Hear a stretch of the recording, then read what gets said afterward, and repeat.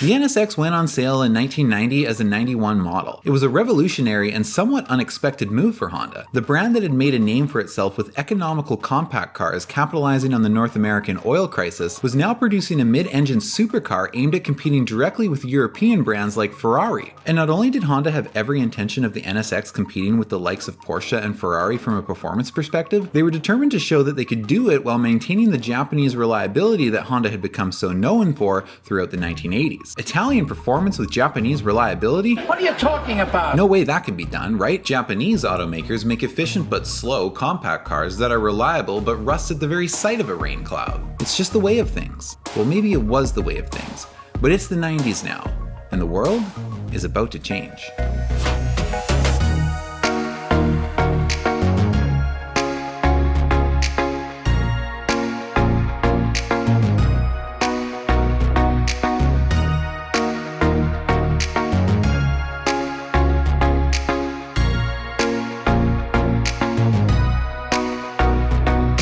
The NSX story actually begins in 1984, when at the London Motor Show, a concept car was unveiled known as the HPX, which stood for Honda Pininfarina Experimental. Commissioned by Honda and built by Italian coach builder turned auto designer Pininfarina, the HPX was a wedge-shaped brick with no doors, and access to the cockpit was only possible with the removal of the windscreen, which was also the roof. The HPX was mid-engined, rear-wheel drive, and was powered by Honda's Formula 2 engine, a 2-liter dual overhead cam V6. We would later see this engine reworked into the 2.5-liter single overhead cam C25A to power the Acura Legend and the Rover 825. This concept car marked the start of development on the NSX project, and the goal of this new sports car experimental was simple: meet or exceed the performance of the V8 Ferrari product line, all with improved reliability and at a lower price point.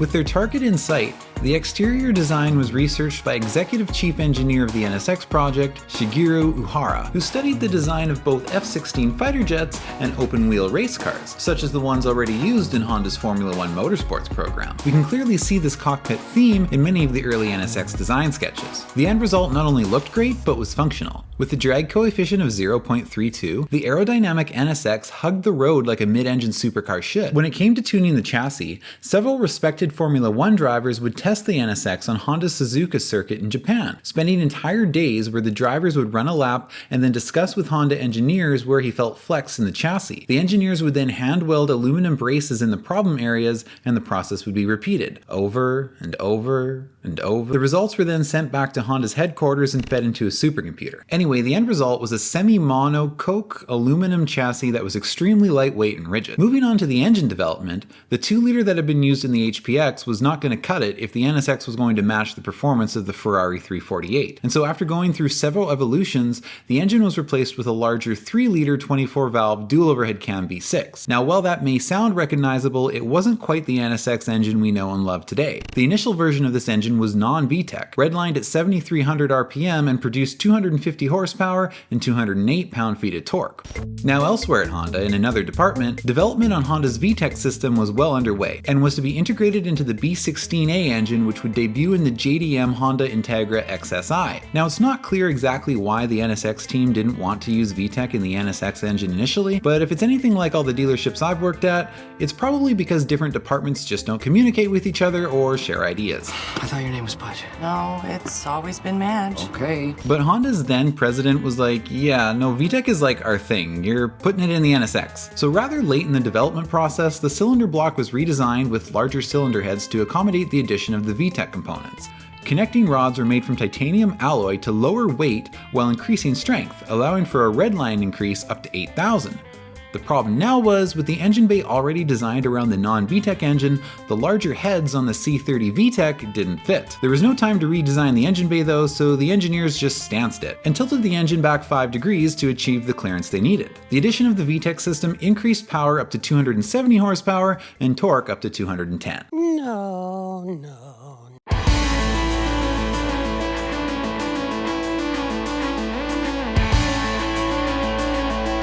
With the new VTEC engine ready to go just in time, the NSX was officially launched at the Chicago Auto Show in February 1989. It received a pretty positive reception right off the bat. It was the first production car to feature aluminum alloy connecting rods, it had an ultra-light all-aluminum chassis along with double wishbone front and rear suspension, not to mention the NSX's good looks. So let's take a closer look, starting with the 1989 prototype. Now from the production model that would go on sale the following year, the prototype is pretty close, but I did notice a few little differences. The front end is unbadged, and there are creases on the bumper of the production model that are not there on the prototype, which has a more smooth front end. It looks like the creases on the hood, do we still call this a hood on a mid-engine car? The hood has creases that continue onto the front bumper of the production model, but on the prototype they don't, or at least they don't carry down as far and they are much less defined. On the back, the tail light looks a little bit more like an unbroken line, it has smaller reverse lights with darkened lenses, and it also appears that the reflector lenses are in different positions. For the interior, well, I couldn't really find any good photos of the prototype interior. Really the only one I could find was this one, but it's not very good quality. It appears to be pretty much the same as the production model. I did notice that certain switches like your traction control toggle and backlight dimmer was placed in this little group of 4 in the center console. Now those would remain there on Honda branded models, but on Acuras these would be moved up beneath the gauge cluster, and we got a little pocket here instead. I wonder what you were supposed to put there.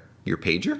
Alright, so it's 1991 and the production model is on sale. The original MSRP was $62,000, which is about $140,000 in 2023 money. Now that's a lot of money, but the 1991 Ferrari 348 MSRP was over $101,000, so that's like $228,000 today. So if the NSX can meet or exceed the Ferrari's performance, or honestly even come close, which we will find out in a moment, I would say Honda's goal of producing a lower price point supercar is achieved. When it comes to exterior styling, well, you guys all know what it looks like. The iconic pop-up headlights, the cockpit-style roof, the mid-engine which is accessed by propping up the rear glass, the long tail which allows for a decent-sized trunk. I know looks are subjective, but does it meet or exceed the Ferrari? I say yes.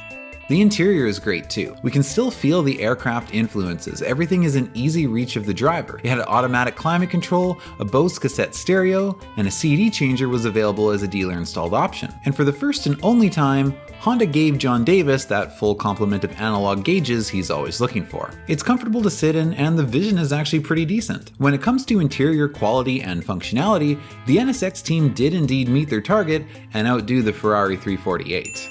Now moving back to the mid-mounted engine, the C38 could scream its way up to 8,000 RPM and do 0 to 60 in 5.5 seconds, thanks in part to that VTEC technology. The NSX had anti-lock brakes and traction control, but no power steering. Well, unless you got the automatic.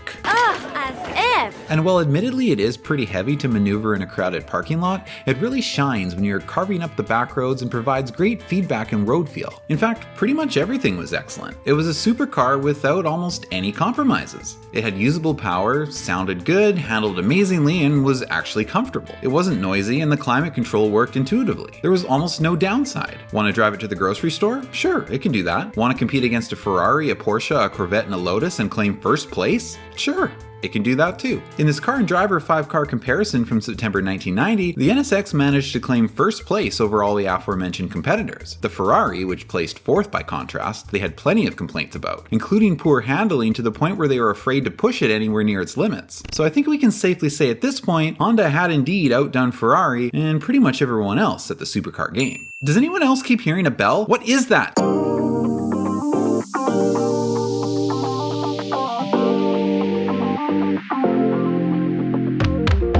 Now, as far as I know, there weren't any differences for the 92 model year, at least not for the Acura market, but outside of North America, the NSX-R was introduced. So while the regular NSX was always intended to be a supercar, it did make some compromises in order to make the driving experience more comfortable and practical and a little more Acura. After all, it did have things like automatic climate control, a Bose sound system, leather interior, and overall a pretty comfortable ride. So Honda decided to make a full-on race version for superior track performance without luxury car or practicality compromises. First of all, almost anything that could possibly be optional was removed to save weight. This included sound deadening, the audio system, spare tire, traction control, the power leather seats were replaced with manual Recaro racing seats, new lighter forged aluminum wheels were installed, suspension was stiffened and more chassis braces were installed, the final drive ratio was increased, which resulted in faster gear changes and improved acceleration, although this did slightly limit top speed. I believe the NSX-R was Japan only and production lasted until September of 1995. Coming back to the Acura branded North American NSX, I don't believe we saw any changes until 1994, save for a passenger side airbag being added added in 93. In 94, we got larger wheels and tires, and all roof panels became black. Wait, weren't the roofs always black? I cannot find a picture of a pre-94 NSX without a black roof, unless it's a Honda branded model from outside of North America, so I don't know about that car and driver. The first significant update was in 1995, when we got the NSX-T. All Acura branded NSXs were now a target top. To compensate for a removable roof, the chassis was reinforced in a number of key areas to keep handling and rigidity as close to the previous coupe models as possible. 1995 models also became OBD2 standard. The 95 model was also updated to a drive-by-wire throttle system, which means the accelerator pedal was no longer connected to the throttle body by a physical cable. Acura claimed that among other things, this allowed for improvements to be made to the traction control system, which could now activate at a lower threshold.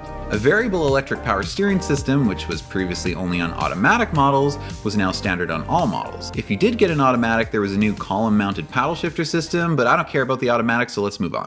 Alright, so 1997 was what you would call the mid-model refresh, at least the first one, and we got our first significant performance update. The engine was now a larger 3.2-liter V6, and the manual transmission was now a 6-speed. The added engine displacement was possible due to thinner fiber-reinforced cylinder walls. A new stainless exhaust system and new lighter and stronger aluminum alloy body panels meant that weight only increased by about 4 pounds over the previous year, despite the larger engine. Engine output was now up to 290 horsepower and 224 pound-feet of torque. The automatic transmission models retained the 3-liter engine because the new C32B wouldn't be caught dead mating with an auto. As if. Other 97 updates included larger brakes, new wheels, and the addition of a chipped key immobilizer system. The electric power steering system was also refined, and Acura claimed the 97 model had greatly improved performance, braking, and steering. This new and improved NSX did come at a higher price point though, as MSRP was now up to $88,000, equivalent to over $168,000 in today's money. Of course, that was still much cheaper than its Ferrari competition, now the F355,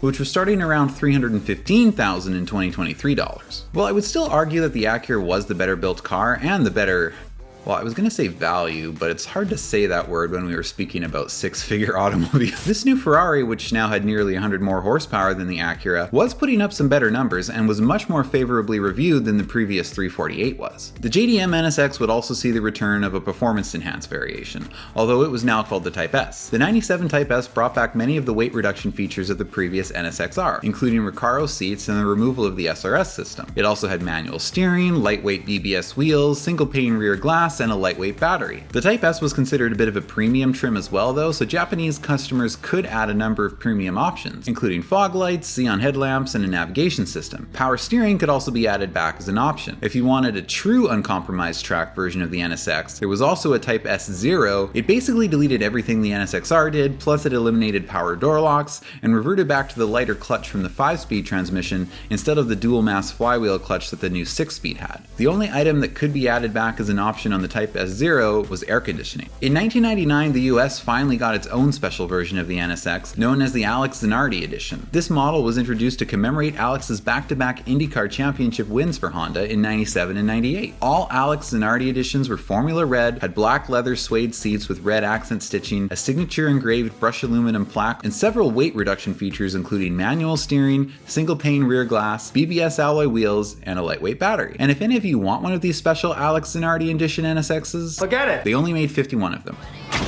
Alright, so over a decade on now, with the competition starting to inch ahead, maybe it was getting to be time for a redesign. But Honda was really milking the if it ain't broke, don't fix it with this one, so instead we got another refresh for 2002. This update was by far the most significant cosmetic update, and we finally said goodbye to the pop-up headlights. While I prefer the look of the pop-ups over the fixed headlight front end, I realized that by the 2000s, pop-up headlights were out of style and dating the car. The new front end had a new bumper and a higher hood. See, you do still call it a hood. And the new fixed headlights were fitted with Xeon HID lamps. This new front end actually helped drop the drag coefficient slightly, resulting in minor top speed and acceleration increases. They also updated the rear end with a new spoiler and added these tacky circular amber turn signals. I preferred the solid line of red. Although outside of North America, they never got red turn signals. Since most elsewhere in the world, it's been mandated for quite some time that turn signals cannot be the same color as brake lights. While not allowed in most of the world, here in North America, if you want to do an amber delete, all good. While I concede that amber turn signals probably are safer, you have to keep in mind that in North America, it really doesn't matter what color they are. They could be purple. We don't use them anyway. Most drivers in my neighborhood use the swerve now, exchange insurance later method of lane changing. Continuing on with the NSX, chassis updates included a thicker rear stabilizer bar, revamped suspension, and once again larger wheels and wider tires. Acura claimed this further enhanced the NSX's already world-class handling. On the inside, Acura attempted to modernize the interior by changing the color of the center console and gauge bezel trim, adding lighter stitching accents, and adding some new bright and flashy interior colors that could be coordinated with the exterior color. The gauge faces also received a dark blue background color. They also added several new exterior colors, most of which were cool, but I could have done without Midwestern rust metallic. While I do think these cosmetic changes did a pretty good job of modernizing the look of the NSX, the lack of any engine performance increase was a little disappointing, especially when the competitors' performance numbers were steadily creeping ahead of the aging Honda. The only number that was significantly increasing on the NSX at this point was the price, with base MSRP now up over $90,000. It was now more expensive than a Porsche Carrera C4, a Viper GTS, and significantly more money than a Z06 Corvette. While still a great car, the NSX was starting to lose the interest of journalists and sales numbers were plummeting. 2 years later in 2004, Acura would make some minor updates including swapping out the leather shift knob, darkening the gauge cluster bezel while adding accent rings around the gauges. They also added a keyless entry system and a standard 6-disc CD changer in the trunk. The final Acura NSX model year was 2005, selling 206 units in the US and 1 in Canada. A few remaining unsold units were sold off over the following 2 years. So why was it discontinued? Well, I think these sales numbers speak for themselves. By the mid-2000s, most people were getting bored of the original NSX. I mean, it had been out for so long, it had gone from the era of faxes to emails. Remember at the beginning of the video, I said the NSX debuted alongside the world's first web page. Well, by 2005, most North American families had high-speed internet, cell phones, YouTube was even a thing by then. We had gone from renting VHSs to DVDs to downloading movies and In 2007, Acura said they planned to have an NSX successor by 2010. However, this was cancelled after the economic recession of 2009. Of course, we would eventually get a second-gen NSX in 2017, and I do remember being really excited for it. I did like the look of them from the outside, but then I looked inside. Ugh, as if. And that's the story of the OG NSX.